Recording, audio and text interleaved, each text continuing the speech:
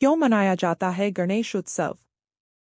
और कब और किसने की थी गणेश उत्सव की शुरुआत? क्यों गणेश उत्सव 10 दिन के लिए गणेश चतुर्दशी से लेकर अनंत चतुर्दशी तक मनाया जाता है? क्यों गणपति बाप्पा का सिर हाथी का है? क्यों हम गणपति बाप्पा की मूर्ति 10 दिन के लिए स्थापना करते हैं, उनकी पूजा अर्चना करते हैं और 10 दिन बाद अनंत चतुर्दशी के दिन मूर्ति को विसर्जित करते हैं? क्या है इसके पीछे की कहानी? आइए जानते हैं।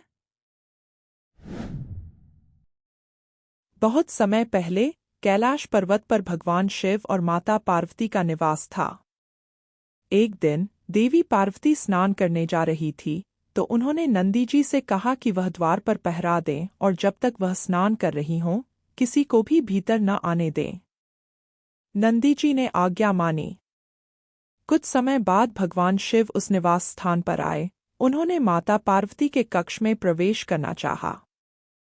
नंदी जी, जो भगवान शिव के प्रति समर्पित थे, ने तुरंत उन्हें जाने दिया, माता पार्वती के निर्देशों के बावजूद। इससे माता पार्वती को यह योग करते हुए उन्होंने इस प्रतिमा में प्राण डाल दिए और एक सुंदर, शक्तिशाली बालक का जन्म हुआ। माता पार्वती ने उस बालक को अपने पुत्र के रूप में अपनाया और उसका नाम गणेश रखा। माता पार्वती ने गणेश जी को आदेश दिया, जब तक मैं स्नान कर रही हूँ, तुम द्वार पर पहरा दो और किसी को भी अंदर मत आने देना। कुछ समय बाद शिवजी लौटकर घर आए और जैसे ही उन्होंने माता पार्वती के कक्ष में प्रवेश करने की कोशिश की, गणेश जी ने उन्हें रोक दिया। शिवजी को यह देखकर आश्चर्य हुआ कि यह अनजान बालक उन्हें प्रवेश करने से रोक रहा है। शिवजी ने बालक को समझाने की कोशिश की, लेकिन बहुत समझाने के बाद भी गणेश जी अपनी माँ के आदेश का पालन करते हुए अडिग रहे और शिवजी को अंदर जाने से मना कर दिया। यह देखकर शिवजी का क्रोध और बढ़ गया और अंत में भगवान शिव ने अपने त्रिशूल से गणेश जी का सिर धड़ से अलग कर दिया। जब माता पार्वती ने देखा कि उनके पुत्र गणेश का सिर कट चुका है और वह मृत पड़े हैं, तो उनका हृदय अत्यंत दुख और क्रोध से भर गया। उन्होंने संपूर्ण सृष्टि को नष्ट करने का निर्णय कर लिया। इससे अन्य देवता अत्यंत भयभीत हो गए। उन्होंने भगवान शिव से निवेदन किया कि वह गणेश जी को पुनर्जीवित करें, अन्यथा संपूर्ण ब्रह्मांड नष्ट हो जाएगा। भगवान शिव ने अपने गणों को आदेश दिया, जाओ उत्तर दिशा की ओर और जो भी जीव सबसे पहले दिखाई दे, उसका सिर ले आओ। शिव के गण उत्तर दिशा की ओर गए और उन्हें एक हाथी का बच्चा दिखाई दिया। वे उसका सिर लेकर तुरंत वापस आ गए। शिवजी ने हाथी का सिर गणेश जी के धड़ पर लगाया और अपनी दिव्य शक्तियों से उसमें प्राण डाल दिए। गणेश जी फिर से पुनर्जीवित हो गए। अब उनके पास एक हाथी का सिर था। पार्वती जी ने अपने पुत्र गणेश को पुनः जीवित देखकर अत्यंत खुश हुई। भगवान शिव ने गणेश जी से कहा, तुम्हें गणपति का नाम दिया जाता है, अर्थात गणों का स्वामी। तुम विनायक कहलाओगे। इस प्रकार गणेश जी को हिंदू धर्म में विघ्नहर्ता और सिद्धिदाता के रूप में पूजा जाने लगा। भगवान शिव ने गणेश जी को आशीर्वाद दिया कि गणेश जी को सभी देवताओं में सर्वोच्च स्थान प्राप्त होगा। हर पूजा, यज्ञ या शुभ कार्य की शुरुआत गणेश की पूजा से होगी ताकि सभी विघ्न दूर हो जाएं और कार्य सफल हो। भगवान गणेश जन्म भाद्रपद शुक्ल चतुर्थी को हुआ था, जिसे गणेश चतुर्थी का त्योहार भगवान गणेश के जन्म का उत्सव के तौर पर मनाया जाता है। प्राचीन काल की बात है, जब महर्षि वेदव्यास ने महाभारत महाकाव्य की रचना की थी।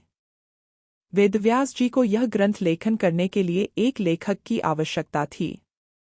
महर्षि वेदव्यास ने सोचा कि इस कार्य को पूरा करने के लिए उन्हें एक ऐसे लेखक की आवश्यकता है जो अत्यंत बुद्धिमान और तेज गति से लिख सके।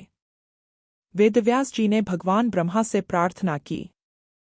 भगवान ब्रह्मा ने उन्हें सुझाव दिया कि वह भगवान गणेश को इस कार्य के लिए मनाएं, क्योंकि गणेश जी ही बुद्धि, ज्ञान और लेखन कला के देवता हैं और इस महान कार्य को सफलतापूर्वक पूरा कर सकते हैं। वेदव्यास जी भगवान गणेश के पास गए और उनसे विनम्रतापूर्वक प्रार्थना की, कृपया मेरी सहायता करें और महाभारत ग्रंथ को लेखन करें। भगवान गणेश ने वेदव्यास जी की बात सुनी और उनकी प्रार्थना स्वीकार कर ली, लेकिन उन्होंने एक शर्त रखी कि मैं यह कार्य तभी करूंगा जब आप लगातार श्लोक बोलते रहेंगे। यदि आप रुक गए तो मैं भी लिखना बंद कर दूंगा। वेदव्यास जी ने गणेश जी की शर्त मान ली, लेकिन वेदव्यास जी ने भी एक शर्त रखी, आपको भी तभी लिखना होगा जब आप मेरे द्वारा बोले गए श्लोकों का अर्थ पूरी तरह समझ जाएं। महाभारत के लेखन का कार्य शुरू हुआ। गणेश जी ने अपनी शर्त के अनुसार बिना रुके लिखना शुरू किया।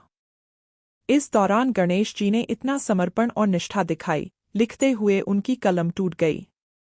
बार बार कलम टूट जाने लगी। गणेश जी ने बिना रुके महाभारत लिखने का वादा किया था, इसलिए उन्होंने अपना एक दांत तोड़कर उसे कलम के रूप में उपयोग करना शुरू कर दिया। इस घटना के बाद गणेश जी को एकदंत भी कहा जाने लगा। भगवान गणेश ने अपने दांत का उपयोग करके लेखन का कार्य जारी रखा और बिना थके अथक प्रयास करते रहे। वेदव्यास जी और गणेश जी ने बिना रुके, बिना थके लगातार 10 दिनों तक महाभारत का लेखन कार्य जारी रखा। गणेश जी ने अपनी बुद्धि, धैर्य और समर्पण के साथ महाभारत को पूरा किया।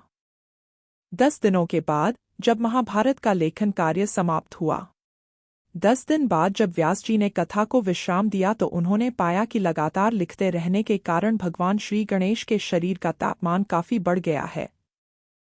तब उन्होंने उनके शरीर को ठंडा करने के लिए गणपति बाप्पा को नदी में स्नान करवाया। कहा जाता है कि उसी समय से यह मान्यता चली आ रही है कि गणेश जी को शीतल करने के लिए ही गणेश विसर्जन किया जाता है।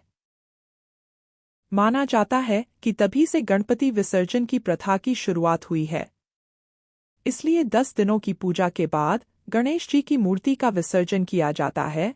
विसर्जन का यह भगवान गणेश की विदाई का प्रतीक है, जिसमें भक्त उन्हें जल में प्रवाहित करते हैं और उन्हें विदा करते हैं, ताकि वे अगले वर्ष फिर से लौटें और अपने भक्तों का मार्गदर्शन करें।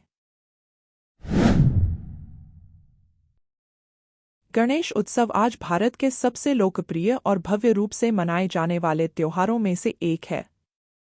लेकिन इस उत्सव को सार्वजनिक और सामूहिक रूप से मनाने की परंपरा की शुरुआत स्वतंत्रता सेनानी लोकमान्य तिलक ने की।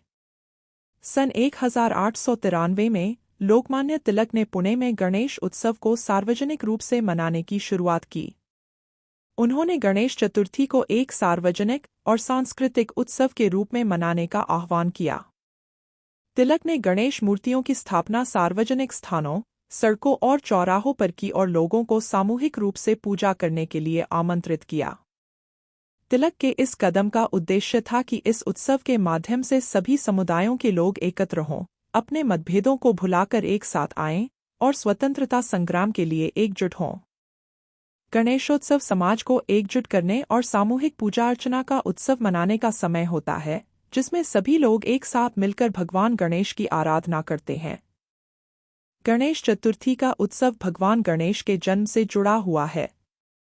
ऐसा माना जाता है कि भगवान गणेश कैलाश पर्वत से पृथ्वी पर आते हैं और 10 दिनों तक अपने भक्तों के साथ रहते हैं और सभी विघ्नों और बाधाओं को दूर करते हैं, भक्तों की समस्याओं का समाधान करते हैं और उनकी मनोकामनाएं पूरी करते हैं।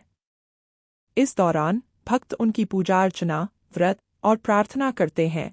इसलिए गणेश चतुर्थी के दिन भगवान गणेश का स्वागत धूमधाम से किया जाता है और उन्हें अपने घरों, मंदिरों और सार्वजनिक पंडालों में स्थापित किया जाता है।